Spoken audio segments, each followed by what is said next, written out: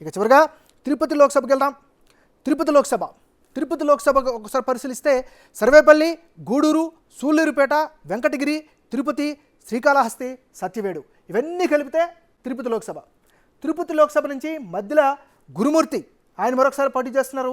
Varaprasad Rao senior నాయకుడు, mass leader, ఆయన ఈసారి భారతీయ జనతా పార్టీ నుంచి ఆయన టికెట్ దక్కించుకున్నారు. ముందుగానే మనం చెప్పినట్టుగా తిరుపతికి రాజకీయంగా చాలా ప్రాముఖ్యత ఉన్నటువంటి ప్రదేశం. అయితే ఈసారి ఈక్వేషన్స్ మారుతున్నట్టుగా ఉన్నాయి.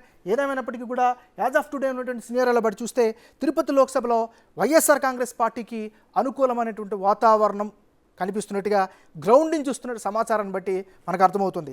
అయితే తిరుపతి లోక్సభలో ఉండేటటువంటి 7 నియోజకవర్గాల్లో ఒక 2 నియోజకవర్గాలకు సంబంధించినటువంటి 3 ఎలా ఉందో ఒకసారి పరిశీలిద్దాం. కీలకమైనది తిరుపతి అంటే లోకల్గా ఉన్నటువంటి నియోజకవర్గం కనుక పరిశీలించినట్లయితే అక్కడ తిరుపతి నుంచి భూమన కరుణాకర్ రెడ్డి కుమారుడు ఆయన పోటీ చేస్తున్నాడు.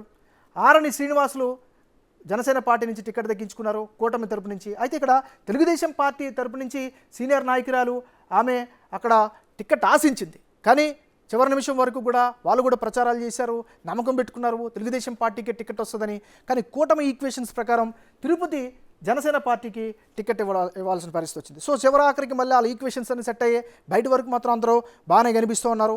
సో ఏదేమైనప్పటికీ కూడా తిరుపతిలో బ్యాటిల్ ఫీల్డ్లో మాత్రం చాలా టఫ్ ఫైట్ అయితే కనిపిస్తుంది. కానీ యాజ్ ఆఫ్ టుడే మనకు అందుతున్నటువంటి గ్రౌండ్లో ఉండేటువంటి సమాచారం లేదా ప్రజల యొక్క స్పందన బట్టి చూస్తే జనసేన పార్టీ నుంచి పోటీ చేస్తున్న ఆరణి శ్రీనివాసులకి తిరుపతిలో అడ్వాంటేజ్ ఫ్యాక్టర్ ఉన్నట్టుగా తెలుస్తుంది. ఇక శ్రీకాళహస్తికి వెళ్దాం. మాస్ రాజకీయాలకి కేంద్ర బిందువు శ్రీకాళహస్తి. సో శ్రీకాళహస్తిలో మనం ఒకసారి పరిశీలించినట్లయితే సిట్టింగ్ ఎమ్మెల్యే వైఎస్ఆర్ కాంగ్రెస్ పార్టీకి చెందినటువంటి నాయకుడు బియ్యపు మధుసూదన్ రెడ్డి ఆయనకే మరొకసారి టికెట్ కేటాయించారు జగన్మోహన్ రెడ్డి. ఇక బొజ్జల సుధీర్ రెడ్డి, బొజ్జల సీనియర్ ఆయన రాజకీయ వారసుడిగా బొజ్జల సుధీర్ రెడ్డి బరిలో దిగుతూ ఉన్నారు. గత 4 సంవత్సరాల నుంచి గ్రౌండ్లో వర్క్ చేసుకుంటూ వస్తున్నారు. సో రాజకీయాల్లో ముఖ్యంగా ఎన్నికలు సమీపిస్తున్న కొలది ఈక్వేషన్స్ అన్నీ మారిపోతూ ఉంటాయి. మేనిఫెస్టో కీ రోల్ పోషిస్తూ ఉంటుంది. ముఖ్యంగా ప్రచార హోరు చాలా ఇంపార్టెంట్గా ఉంటుంది. ఇప్పుడు సోషల్ మీడియా ఎమర్జీలో కూడా ఇవన్నీ కీలక ఫ్యాక్టర్గా మనం చెప్పుకోవచ్చు. సో ఇప్పటికిప్పుడు శ్రీకాళహస్తిలో మాత్రం టఫ్ ఫైట్ కనిపిస్తోంది. మొన్నటి వరకు బియ్యపు మధుసూదన్ రెడ్డి చాలా ఫాస్ట్గా వెళ్తున్న పరిస్థితుంది. కానీ ఇప్పుడు బొజ్జల సుధీర్ రెడ్డి కూడా నువ్వానైనట్టుగా టగ్ ఆఫ్ వార్లో ఉన్నాడు. బట్ యాజ్ ఆఫ్ టుడే మనకు అందుతున్నటువంటి సమాచారం ప్రకారం చూస్తే శ్రీకాళహస్తిలో తెలుగుదేశం పార్టీకి కాస్త అడ్వాంటేజ్ అయితే కనిపిస్తుంది. సో ఏదేమైనా తిరుపతి లోక్సభలో వైఎస్ఆర్ కాంగ్రెస్ పార్టీకి లోక్సభ స్థానంలో అనుకూలత కనిపిస్తుంది.